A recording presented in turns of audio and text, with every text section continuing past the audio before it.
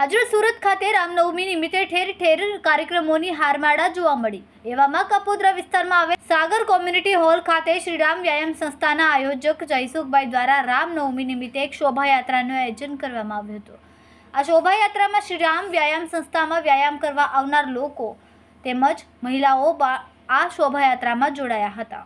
સાથે સાથે નાના બાળકોને રામ અને સીતાનો પહેરવેશ કરીને યાત્રામાં જોડાયા। રામ અને સીતા આકર્ષણનું કેન્દ્ર બન્યા હતા। વહેલી સવારે 5:30 વાગ્યે સાગર કોમ્યુનિટી હોલથી લઈને કાપોદ્રા બંબા ગેટ થઈને કાપોદ્રાના અલગ અલગ વિસ્તારોમાં શોભાયાત્રા કાઢવામાં આવી હતી। આ સંસ્થા છેલ્લા 2 વર્ષથી લોકોને નિઃશુલ્ક વ્યાયામ તેમજ લોકોના આરોગ્ય માટે સતત કાર્યશીલ રહેતી હોય છે।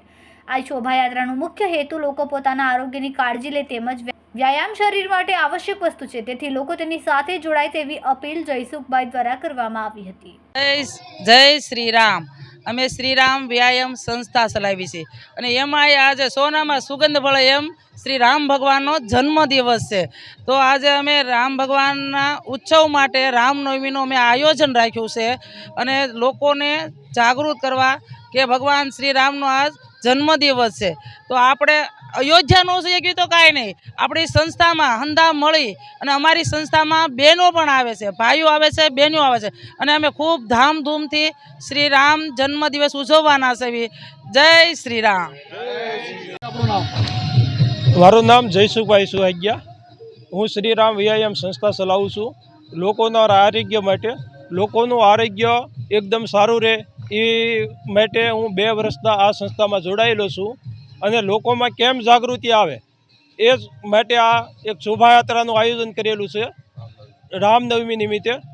અને આજે 150 થી 200 જણા અમારા ગ્રુપમાં જોડાવાના છે અને અમે એક શોભાયાત્રા સ્પિનિંગ મિલ થઈ, લક્ષ્મણનગરમાં થઈ, અશોકનગર ચોક થઈ, અશોક વાટિકા થઈને પરત આવી છે અને લોકોનો આમાં જાગૃતિ કેમ આવે એ ઉદ્દેશથી અમે શોભાયાત્રા કાઢવી છે।